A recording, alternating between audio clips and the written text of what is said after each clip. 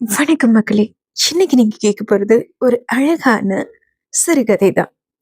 கேட்கலாமா? இந்த கதையோட தலைப்பு என்ன அப்படிங்கிறத நான் இந்த கதையோட இறுதியில சொல்றேன். அம்மா, அம்மா என்றபடியே ஜாகிங் சென்று விட்டு வேர்க்க வெறுவெறுக்க வீட்டிற்குள் நுழைந்தான் அபினவ். என்ன கண்ணா, நான் கிச்சன்ல இருக்கேன், உனக்கு ஜூஸ் ரெடி பண்ணிட்டு இருக்கேன், இதோ வந்துடுறேன் என்றபடியே தன் மகனுக்கு பலரசத்தை தயார் செய்து கொண்டு வரவேற்பறைக்கு வந்தாள் சுகுணா. அம்மா, நைட்டு நான் உங்ககிட்ட பேசினேனே, அதை பத்தி நீங்க என்ன யோசிச்சு வச்சிருக்கீங்க என்றான் தயங்கியபடியே அபினவ்.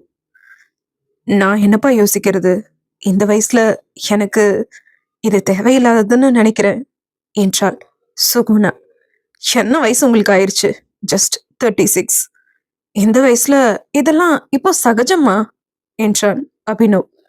அப்படி இல்லப்பா, ஊர் என்ன சொல்லுமோ என்று சுகுணாவிடம். ஊர்ல யாரு என்ன சொன்னாலும் அதை பத்தி எனக்கு கவலை இல்லை, நீங்களும் அதை பத்தி எல்லாம் கவலைப்படாதீங்க. உங்க வாழ்க்கையில நீங்க எவ்வளவு கஷ்டங்களை அனுபவிச்சிருக்கீங்கன்னு கூடவே இருந்து பார்த்தவனா. இது வரைக்கும் நீங்க கஷ்டப்பட்டது போதுமா? இனிமேல் நீங்க சந்தோஷமா இருக்கணும்னு நான் நினைக்கிறேன் என்று சொன்ன அபினவிடம், என்னைக்காவது உன்னோட அப்பா வீட்டுக்காரங்களை நான் பார்த்தா அவங்க முன்னாடி நான் எப்படி தலை நிமிர்ந்து நிப்பேன் என்று கேட்ட சுகுணாவிடம், அப்பா வீட்டுக்காரங்களா? யாருமா அவங்க? அப்பாவை விட்டு நீங்க பிரிஞ்சு வந்த பின்னாடி உங்களை யாராவது நல்லா இருக்கீங்களா அப்படின்னு ஃபோன் பண்ணி விசாரிச்சாங்களா? இல்ல நீங்க எப்படி இருக்கீங்க அப்படின்னு தான் வந்து பார்த்தாங்களா? நீங்க தான் அப்பாவை விட்டு வந்துட்டீங்க டிவோர்ஸ் வாங்கிட்டு. ஆனா நான் அவங்களோட பேரன் தானே. பாட்டியோ தாத்தாவோ இல்ல மாமாவோ சித்தியோ யாராவது வந்து என்ன பார்த்தாங்களா? இல்லையே. நீங்க யார பத்தியும் கவலைப்படாதீங்கம்மா, உங்களோட வாழ்க்கைய பத்தி மட்டுமே யோசிங்க என்ற அபினவிடம். எனக்கு கொஞ்சம் டைம் வேணும்பா என்றாள் சுகுணா. எவ்வளவு நாள் டைம் எடுத்துப்பீங்கம்மா என்றாள் அபினவ். எவ்வளவு நாள்னா தெரியாது, பட் எனக்கு கொஞ்சம் டைம் வேணும் என்றாள் சுகுணா. ஓகே, டைம் எடுத்துக்கோங்க, ஆனா உங்ககிட்ட இருந்து நல்ல முடிவை தான் நான் எதிர்பார்க்கிறேன் என்று அபினவ் தாயிடமிருந்து பல ரசத்தை வாங்கி அறிந்துவிட்டு குளிப்பதற்கு சென்று விட்டான். சோபாவில் தலை சாய்ந்து அமர்ந்த சுகுணாவிற்கு தன்னுடைய திருமண வாழ்க்கை பற்றின ஞாபகங்கள் வந்து போனது. கல்லூரி முடித்ததுமே அவசர அவசரமாக திருமண ஏற்பாடுகள் செய்து ஒரு வங்கி மேலாளருக்கு சுகுணாவை மணமுடித்து வைத்தார் சுகுணாவின் தந்தை. எல்லா பெண்களுக்கும் போலவே சுகுணாவிற்கும் திருமணத்தை பற்றின பல கனவுகள் இருந்தது. ஆனால் அந்த கனவெல்லாம் வெறும் கனவாக மட்டுமே சுகுணாவிற்கு ஆகி போனது. நகை பணம் கேட்டு எல்லாம் சுகுணாவின் கணவர் அவளை எந்த தொல்லையும் செய்யவில்லை. சுகுணாவோ அழகில் தேவதை, ஆனால் அவள் கணவரோ கொஞ்சம் வழுக்கை தலையுடன் கருத்த நிறத்துடனும் இருப்பார். சிறு வயதிலிருந்தே அவருக்கு தன் அழகை பற்றின தாழ்வு மனப்பான்மை இருந்தது. அவரது தாழ்வு மனப்பான்மையை மனைவியிடம் காட்டினார். ஒவ்வொரு முறையும் சுகுணாவை திட்டி தீர்த்தார். தொட்டதற்கெல்லாம் குறை என்று சொல்லுவார். வேண்டுமென்றே மற்றவர் முன் அவமானப்படுத்தி சுகுணாவை அள வைத்து அழகு பார்ப்பார். எல்லாவற்றையும் தாங்கிக் கொண்டாள் சுகுணா. திருமணமாகி சில ஆண்டுகள் கழிந்தது. சுகுணாவிற்கு 10 வயதில் ஒரு மகன் இருந்தான். தன் மகன் மீது அளவுக்கு அதிகமான அன்பு வைத்திருப்பவள் சுகுணா. ஆனால் அவளின் கணவரோ இவன் தன்னுடைய மகன் அல்ல என்று சுகுணாவை சந்தேகித்தார். சுகுணாவின் கணவரை போலவே கருப்பு நிறத்தில்தான் சுகுணாவின் மகன் இருந்தான்.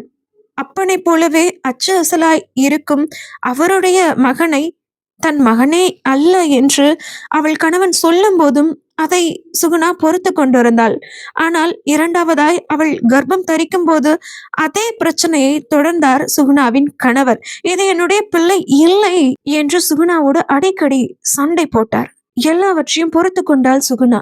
ஆனால் ஒரு நாள் சுகுணாவையே தன்னுடைய தந்தையோடு ஒப்பிட்டு பேசி, உன்னுடைய முதல் குழந்தையும் 2வது குழந்தையும் என் அப்பனுக்கு தானே நீ பெற்றெடுத்தாய் என்றெல்லாம் அவளுடைய கணவர் பேசும்போது அதை தாங்கிக் கொள்ள முடியாமல் சுகுணா அவள் கணவனோடு சண்டையிட்டாள், எதிர்த்து பேசினாள், சத்தம் போட்டு பேசினாள். அதையெல்லாம் தாங்கிக் கொள்ள முடியாத சுகுணாவின் கணவரோ சுகுணாவின் வயிற்றில் எட்டி உதைத்ததில் அவளின் 3 மாத கரு கழிந்து போனது. அப்பொழுதுதான் இந்த வாழ்க்கையை வேண்டாம் என்று முடிவெடுத்து அவள் கணவனை விட்டு தன் ஆண் பிள்ளையையும் கூட்டிக் கொண்டு தன் கணவனிடம் விவாகரத்து பெற்றுக்கொண்டு வெளியில் வந்தாள். அவள் வெளியில் வந்த தருணம் அவளுடைய பெற்றோர்கள் அவளை தங்களோடு சேர்த்துக் கொள்ளவில்லை. புகுந்த வீட்டாரிடமும் சுகுணாவால் போக முடியாத நிலை. எனவே தான் படித்த படிப்பை வைத்து ஒரு கல்லூரியில் பேராசிரியராக வேலைக்கு சேர்ந்த சுகுணா தன் மகனை நன்றாக படிக்க வைத்து கொண்டு இருந்தார். இப்பொழுது சுகுணாவின் மகன் கல்லூரி 4ஆம் ஆண்டு பொறியியல் படிக்கின்றான். சுகுணாவிற்கும் அவள் மகன் அபினவுக்கும் அடிக்கடி வாக்குவாதம் நடக்கும். தன் தந்தையோடு ஒரு சந்தோஷமில்லாத வாழ்க்கையை தன் தாய் வாழ்ந்து முடித்ததை தன் கண்முன்னாலேயே பார்த்திருக்கிறான் அபினவ். அதனால் தன் தாய்க்கு மறுமணம் செய்து முடிக்க ஆசைப்பட்டான் அபினவ். அதைத்தான் சுகுணாவிடம் வற்புறுத்தி கொண்டிருக்கிறான் அபினவ். இதையெல்லாம் யோசித்து சோபாவில் கண் மூடி அமர்ந்திருந்த சுகுணாவிடம் கல்லூரிக்கு கிளம்பி தயாராகி வந்த அபினவ், அம்மா என்றான். காலேஜுக்கு கிளம்பிட்டியாப்பா? ஒரே நிமிஷம் இரு, லஞ்ச் எடுத்துட்டு வந்துடுறேன் என்றபடி அடுப்படிக்குள் சென்ற சுகுணா தன் மகனுக்காக கட்டி வைத்திருந்த மதிய உணவு பையை எடுத்து வந்து மகனிடம் கொடுத்தார். அம்மா, நீங்க இன்னைக்கு கல்லூரிக்கு போகலையா என்று அபினவ் கேட்க, போகணும்ப்பா என்றார் சுகுணா. அம்மா, இன்னைக்கு உங்க காலேஜ்ல யாரோ புதுசா ப்ரொஃபஸர் ஒருத்தர் வரான்னு சொன்னீங்களே, அது யாருமா என்று அபினவ் கேட்க அமைதியாக இருந்தாள் சுகுணா. அது உனக்கு அவரை தெரியும்பா என்று சுகுணா சொல்ல, என்னம்மா சொல்றீங்க, எனக்கு தெரியுமா என்றான் அபினவ். என்றாள் சுகுணா. அம்மா, நீங்க சொல்ற அந்த பர்சன் ஜெயமோகன் சரியா என்று அபினவ் கேட்க, ஆமாப்பா அவர்தான் என்றாள் சுகுணா. அம்மா, அவர் எப்படி உங்க காலேஜ்ல என்று அபினவ் கேட்க, எனக்கு தெரியலப்பா, ஆனா அவர் தான் இன்னைக்கு எங்க காலேஜ்ல ப்ரொஃபஸரா ஜாயின் பண்ண போறார் என்று சுகுணா சொல்ல, இன்னைக்கு காலேஜுக்கு போறீங்க தானேம்மா என்று அபினவ் கேட்க, ஆமாப்பா போகணும் என்றாள் சுகுணா. சரிம்மா, நான் கிளம்புறேன் என்று சொல்லிவிட்டு கல்லூரிக்கு கிளம்பினான் அபினவ். கல்லூரிக்கு கிளம்பின அபினவ் முதலில் போனது என்னவோ, நான் வேலை செய்யும் அந்த கல்லூரிக்குத்தான். நான் இங்க ஜெயமோகன் அவர்களை பார்க்கணும் என்று அந்த கல்லூரியின் அலுவலகத்தில் அபினவ் கேட்க, 5 நிமிஷம் வெயிட் பண்ணுங்க, இப்போ அவர் வந்துடுவார் என்றார் அந்த அலுவலகத்தில் வேலை செய்யும் பெண். 5 நிமிடங்கள் அபினவும் அலுவலகத்தில் காத்து கொண்டிருக்க ஜெயமோகனும் வந்தார். ஜெயமோகனை பார்த்ததும் எழுந்து நின்றான் அபினவ். ஹாய் சார், நான் அபினவ், சுகுணாவோட பையன் என்று அபினவ் சொல்ல, சிறு புன்னகையோடு அபினவை பார்த்த ஜெயமோகன் அவனை ஆற தழுவி கொண்டார். நல்லா இருக்கியாப்பா என்று ஜெயமோகன் கேட்க, நான் நல்லா இருக்கேன் சார், நீங்க? நான் அபினவ், இருக்கேன்பா. ஜெயமோகன், உங்ககிட்ட நான் பேசணும் சார் என்றான் அபினவ். பேசலாமே என்றபடி அபினவை கேன்டீனுக்கு அழைத்து சென்றார் ஜெயமோகன். சார், உங்களை பற்றி அம்மா சொல்லியிருக்காங்க என்று அபினவ் சொன்னதும் புரியாமல் பார்த்தார் ஜெயமோகன். சார், நீங்கள் எழுதின டைரியை நான் படிச்சிருக்கேன். அபினவ் சொன்னதும், இன்னும் அந்த டைரியை உங்கள் அம்மா பத்திரமா வச்சுருக்காங்களா என்று ஜெயமோகன் கேட்க, அந்த டைரி எப்படி சார் தூக்கி எறிய மனசு வரும் என்றான் அபினவ். சார், நான் உங்ககிட்ட ஒன்று கேட்கலாமா என்றான் அபினவ். கேளுப்பா என்றான் ஜெயமோகன்.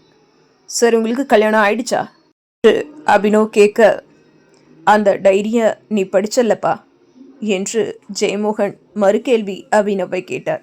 ஆமாம் சார், நான் படித்தேன் என்றான் அபினவ். டைரியில் கடைசி பக்கத்தில் என்னோட முதல் காதலும் நீ, கடைசி காதலும் நீ என்று நான் எழுதியிருந்ததை நீ வாசிக்கலையா என்றார் ஜெயமோகன். அந்த பதிலை ஜெயமோகனிடமிருந்து அபினவ் எதிர்பார்க்கவில்லை. அவர் இவ்வாறு சொன்னதும் அதிர்ந்து பார்த்தான் ஜெயமோகனை அபினவ். அப்போ உங்களுக்கு கல்யாணம் ஆகலையா சார் என்று அபினவ் கேட்க, இன்னும் இல்லைப்பா, இனிமேல் செஞ்சுக்கிறதாவும் ஐடியா இல்லை என்றார் மோகன். சார், அப்படின்னா நீங்கள் எங்கள் அம்மாவை கல்யாணம் பண்ணிக்கிறீங்களா என்று அபினவ் கேட்க, இப்பொழுது அதிர்ந்தது என்னவோ ஜெயமோகன் தான். இனி என்னவெல்லாம் இந்த கதையில் நடக்கும்? ஜெயமோகனுக்கும் அபினவின் தாய் சுகுணாவிற்கும் திருமணம் நடக்குமா என்பதை நாம் அடுத்த அத்தியாயத்தில் பார்ப்போம். இந்த கதையோட பெயர் மறுபடியும் காதல். கதை நல்லா இருக்கா இல்லையா அப்படிங்கிறத மறக்காம கமெண்ட்ல சொல்லுங்க. நன்றி.